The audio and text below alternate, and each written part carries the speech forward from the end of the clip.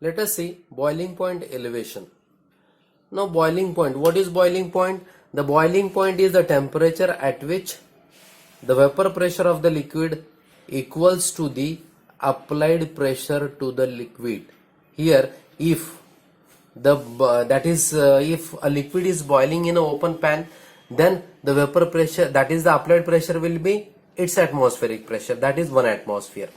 So the boiling point is the temperature at which the vapor pressure of the liquid equals to the applied pressure on the liquid. Okay. Now how the boiling point is elevated? How the boiling point is elevated?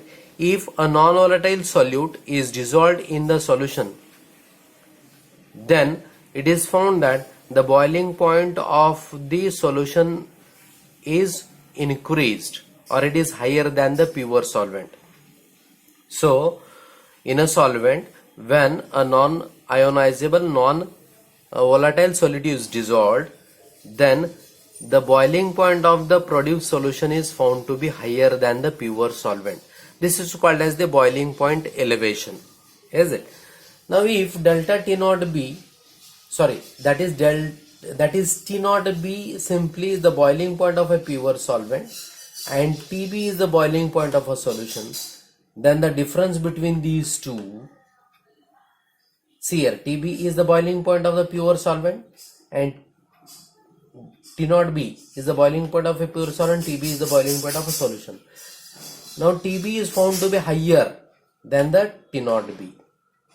Therefore delta TB is equals to TB minus T naught B, because here the boiling point is elevated by addition of the solute in the solvent. So TB, the boiling point of the solution, is found to be higher than T naught B, which is the boiling point of the pure solvent. Okay, this is because the vapor pressure of the pure solvent P01 is greater than P1, the vapor pressure of the solution. Okay, how it is, let us see in the next point. Now boiling point elevation as a consequence of vapor pressure lowering. To better understand, that is the difference between the boiling point of the solution and that of the solvent, say we have to just study the actual relation between the vapor pressures of the solvent and solute, that is solvent and solution, is it? Here we plotted, see in the graph we can see that the vapor pressure against temperature is plotted. We have just got the two curves, that is AB and CD. Okay, see here the curve AB is for solvent and the curve DC is for the solution. Now here in this case,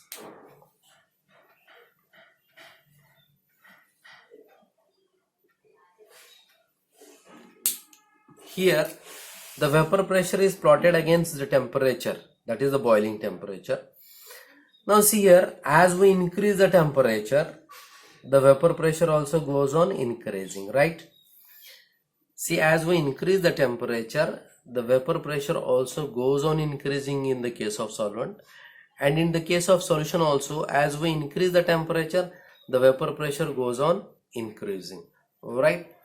Now see here, the vapor pressure curve of the solution lies below the vapor pressure curve of the solvent. That means the vapor, see from this diagram, from these two curves, it is found that the vapor pressure of solution is always lower than the vapor pressure of the solvent, right? See here, if we see an intersection at A corresponding to the pressure 760 mmF of Hg is the boiling point of the pure solvent. See, the intersection at point A corresponding to this 760 mm of Hg pressure is the boiling point of the pure solvent, and this intersection at same pressure 760 mm at point C is the temperature that is boiling point of the pure solution, solvent.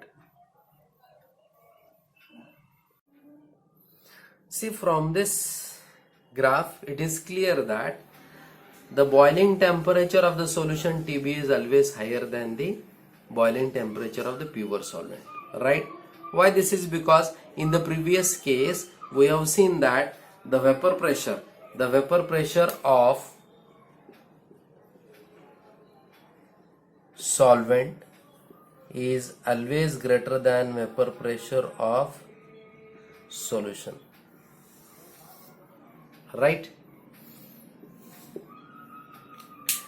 Say in the case of solution, to increase the vapor pressure at which the solvent boils, it requires the maximum temperature than the pure solvent, because the vapor pressure of solvent is that is higher than the pure vapor pressure of solution. So to increase the vapor pressure at which the solvent boils, it requires the higher energy, that is higher temperature. That's why the temperature at which the solution boils is ultimately higher than the solvent, pure solvent. So that is the reason why the boiling point is elevated. That is, the boiling point of the solution is found to be higher than the boiling point of the pure solvent. Okay. Now see here the next point, boiling point elevation and the concentration. How the boiling point elevation is related to the concentration. Here concentration we are taking in terms of the molality, M. In terms of molality, not in terms of molarity. Okay. See here, that is the molality. What is molality? Molality is moles per kilogram of the solvent, number of moles of the solute per kilogram of the solvent. See here, in the case of this boiling point elevation, that is the one of the colligative property, and the concentration is expressed in terms of molality, not molarity. That is the system whose temperature is not constant, that means temperature changes, and the molality term, concentration term, is independent of the temperature, and molarity changes with temperature. That's why molality, the concentration term, is used here to show the relation between boiling point elevation and concentration. Now it is clear that it is found that the delta TB, boiling point elevation, is directly proportional to the molality of the solution. Now delta TB is equals to Kb into M, where Kb is the proportionality constant. It is called here as ebullioscopic constant or molar elevation constant or boiling point elevation constant.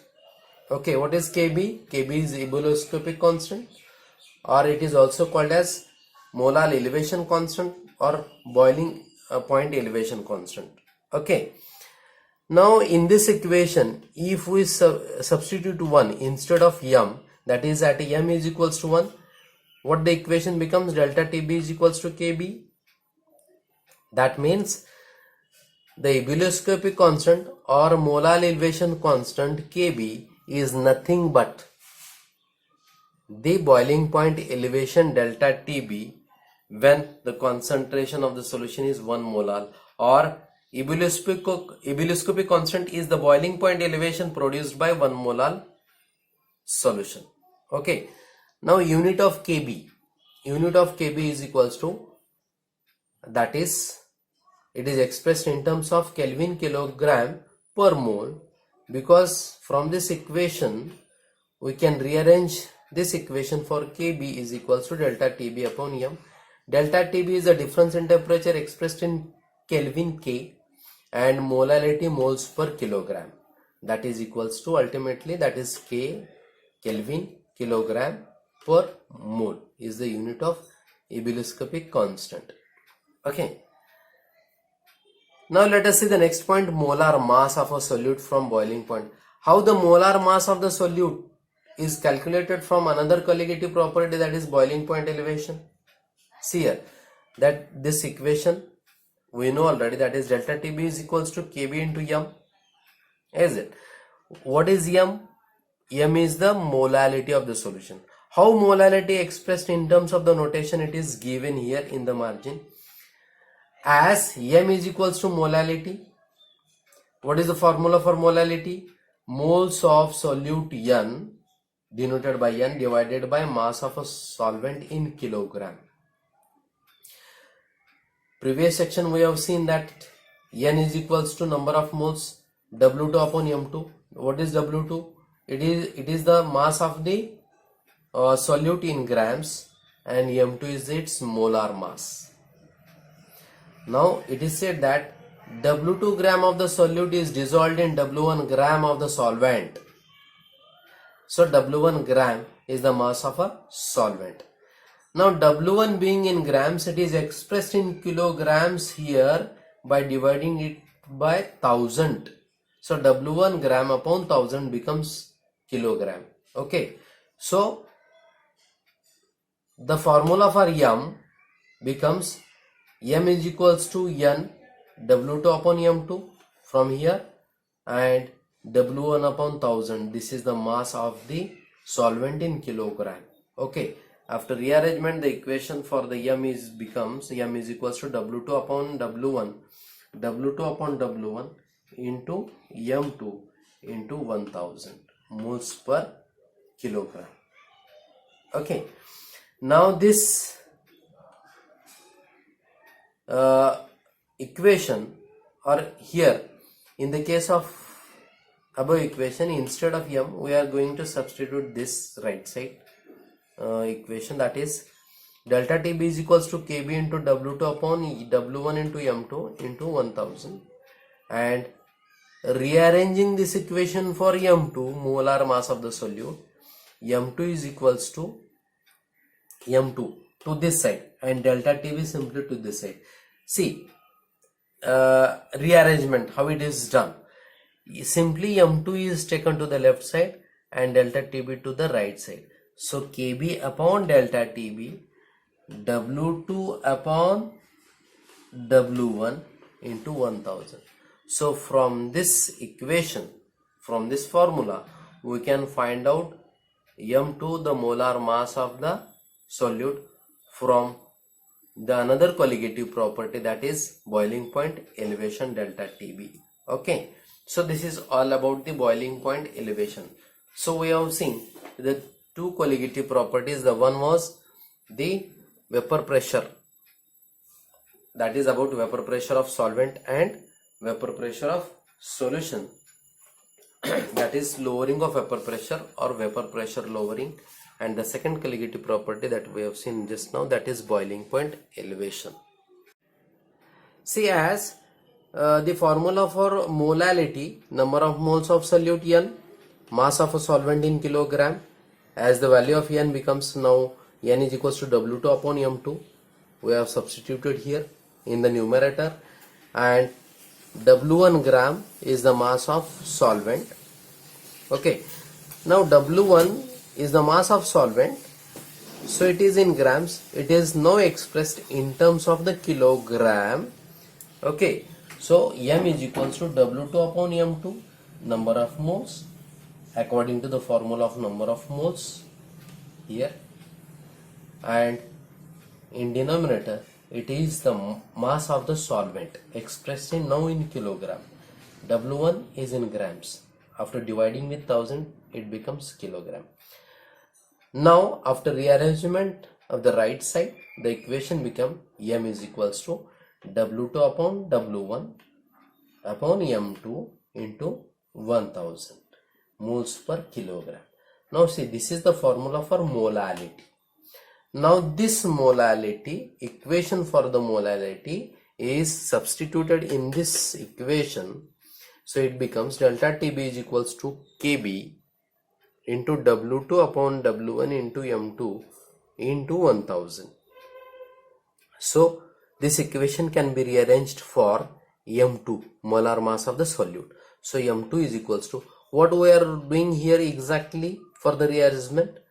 See, M2 is taken to be left side at TB. Now and TB to the right side at M2. Now the equation becomes M2 is equals to KB upon delta TB into W2 upon W1 into 1000. Okay, so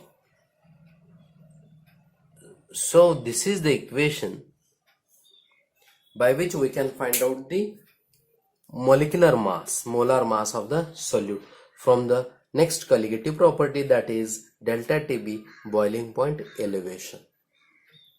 So this is all about the boiling point elevation, the second colligative property. The first colligative property we have seen that vapor pressure lowering. Okay, let us see the depression in freezing point or freezing point depression. See, what is freezing point? Freezing point is the temperature at which the liquid phase and solid phase are in equilibrium and the vapor pressure of the two phases are same. Okay, so freezing point is the temperature at which the liquid phase and solid phase are in equilibrium and the two phases have the same vapor pressure, is it? Now, as vapor pressure, that is depression in a freezing point or freezing point depression, why the freezing point of a pure solvent is lowered? Depression means it is lower. Why it is lowered? The reason is that when we dissolve a non-volatile solute in the pure solvent, the freezing point gets decreased, is it? Or because of the dissolution of the non-volatile solute in the pure solvent, it is found that the freezing point is lower than that of the freezing point of the solvent, is it? So suppose if freezing point of the pure solvent is T0F and the freezing point of the solution is TF, the freezing point of this solution, because of the presence of non-volatile solute, is found to be lower. That's why this TF is less than T0F. So this can be written as the T0F, the freezing point of the pure solvent, is greater than the freezing point of the solution TF. Therefore, the difference between these two is delta TF is equals to T0F minus TF. So this is the depression in freezing point, the difference in the freezing point of the pure solvent and solution containing a non-volatile solute. Okay, now see, freezing point depression as a consequence of vapor pressure lowering. Now the effect of dissolution of non-volatile solute in the solution, that is on the freezing point depression, can be better understood with the help of the lowering of vapor pressure, is it? Now here three curves are given: the vapor curve for solvent, vapor curve for solid solvent, and the vapor pressure curve for the solution. Now AB is the vapor pressure curve for the solid solvent, CD is the vapor pressure curve for the pure solvent, and EF is the vapor pressure curve for the solution. Now see here, the point B is the intersection of AB and CD. CD liquid solvent pure, AB solid solvent. Now the point of intersection at the point of B, the intersection point here, the liquid solvent and solid solvent are in equilibrium and the temperature corresponding to this point B is the freezing point of the pure solvent T0F. Okay, again the point of intersection of curve AB and EF at E is the point of equilibrium of the solution, liquid solution and solid, and the temperature corresponding to point E is the freezing point of the solution TF.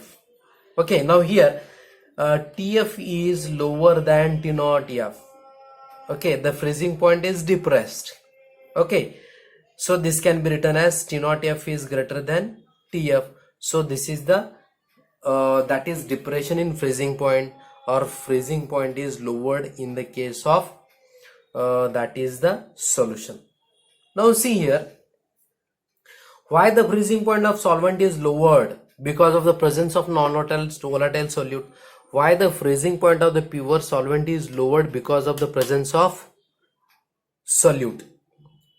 Say the principle behind this, you just remember that at the freezing point of a pure liquid, the attractive forces among the molecules, are enough strong, large, to cause the change from liquid phase to solid phase. See here, the attractive forces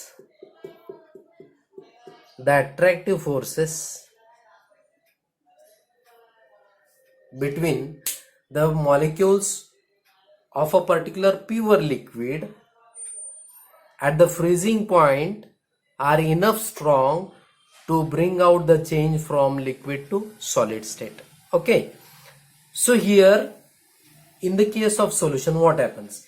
In the solution, the solvent molecules are separated from each other because of the presence of solute, and because of the presence of solute in the solution, the solvent molecules are more apart from each other, resulting in decrease in the attractive forces between the solvent molecules.